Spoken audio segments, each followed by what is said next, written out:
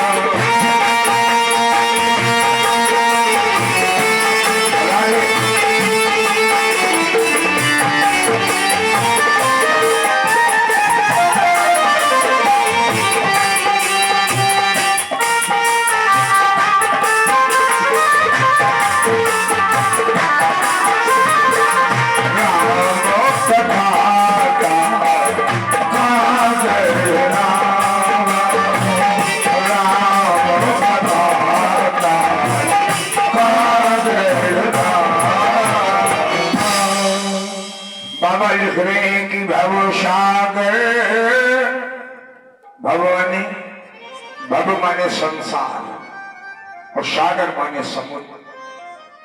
संसार समुद्र से अगर पार जाना चाहते हो तो एक ही तरीका है। बोले क्या? बोले परमात्मा की कथा रूपी नौका का सहारा ले लो, भगवान के चरित्र का सहारा लो, भगवान की कथा रूपी नौका में बैठो, संसार सागर से बड़ी सुगम और सरलता से पार हो जाओगे। गोस्वामी जी ने संसार को सागर की उपमा दी है। क्यों दी है? दोनों में समानता है। देखो समुद्र के दो किनारे हैं, समुद्र के भी दो किनारे हैं, एक किनारा दिखाई दे रहा, दूसरा दिखाई नहीं दे रहा, पर जिस किनारे पर खड़े हैं वो किनारा इस बात का प्रतीक है कि दूसरा किनारा है निश्चित। दिखाई नहीं दे रहा, वो हमारी दृष्टि की भ्रांति है जो दिखाई नहीं दे रहा, पर है निश्चित। हमारा विश्वास ये कहता है कि दूसरा किनारा है। संसार के भी दो किनारे, एक जन्म का, दूसरा मृत्यु का है। एक दिखाई दे रहा है, हर बार में महीने में हैप्पी बर्थडे करके कूदत, एक किनारों दिखाई दे रहा और दूसरा दिखाई नहीं दे रहा, पर है निश्चित। जहां जन्म है वहां मृत्यु निश्चित है, क्योंकि कोई फूल न बाग में ऐसा खिला, कोई फूल न बाग में ऐसा खिला, खिल के न जिसे मुरझाना पड़ा, विधि का ये अटल विधान रहा, जिसे आना पड़ा उसे जाना पड़ा। जहां जन्म है वहां मृत्यु निश्चित है, मृत्यु निश्चित भी है। और इसमें अनिश्चित क्या है? बोले मृत्यु होना निश्चित है, कब कहां कैसे होगी ये अनिश्चित, कब होगी ये अनिश्चित है, पर होगी ये निश्चित है। मृत्युर्वै प्राणी नाम ध्रुवा, भागवत कहती प्राणी मात्र की मृत्यु निश्चित है। यहाँ आके राम को मरना पड़ा, कृष्ण को मरना पड़ा। भगवान भी इंसान बन के जब आता है तो उसे भी तो मरना पड़ता है अपने नियम के अनुसार। वक्त के बाद एक सेकंड भगवान भी नहीं यहाँ रह पाए तो इंसान की क्या ताकत है? जुबान का शब्द जुबाने पर रह जाता है, हाथ की कलम हाथ में छूट जाती है, हाथ का ग्रास हाथ ही में, मुख खुले रह जाता, पक्षी उड़ जाता। तो समुद्र के किनारे दो है तो संसार के भी तो दो किनारे हैं, आना और जाना, सुख और दुख, संयोग और वियोग, यही तो दो किनारे। तीसरी बात, समुद्र का जल देखने में जितना अच्छा लगता है, अगर पिया जाए तो स्वाद में कड़वा लगता है। संसार भी देखने में जितना अच्छा लग रहा है, जाके अंदर पहुंचो, जब घुलो इसमें मिलो, व्यवहार में कड़वाहट आती गई थे, अरे किसी मतलब का नहीं, हम तो कुछ और समझे पर क्या निकला। संसार भी देखने में अच्छा पर व्यवहार में कड़वाहट आती है। समुद्र में लहरें उठती हैं, तरंगें कम। जब चंद्रमा पूर्णिमा पर आता है तो चंद्रमा की पूर्णता देख करके समुद्र खुश होता है, वो में ज्वार भाटा उठता है, तरंगें आती। और तरंगे उठी और बैठ गई। संसार में भी तो नाना प्रकार की तरंगें उठती हैं, कभी बुराई की तरंग तो कभी भलाई की तरंग उठती है। दुनिया में तरंगें उठती है, बैठ जाती है। आज ये जो प्रेमी है वो कल दुश्मन हो गया, कल जो दुश्मन था वो परसों प्रेमी हो गया। तरंगें उठती बैठती, इसलिए संसार और समुद्र की समानता गोस्वामी जी ने की। इसलिए कहते भवसागर चाह पार जो पावा राम कथा परमात्मा की कथा पर के अतिरिक्त और कोई दूसरा साधन है ही नहीं भव से पार होने। सूत जी कहते हैं शौनक जी, संसारी तुंगभद्रा नदी है, उसके दो किनारे हैं। उस किनारे पर एक नगर है, नगर का नाम है उत्तम नगर। तो संसार हो गया तुंगभद्रा नदी, संयोग वियोग किनारे हो गए, और नदी के किनारे जो नगर है उसका नाम है उत्तम नगर। तो उत्तम नगर फिर क्या है? रामायण में लिखा है उत्तम नगर।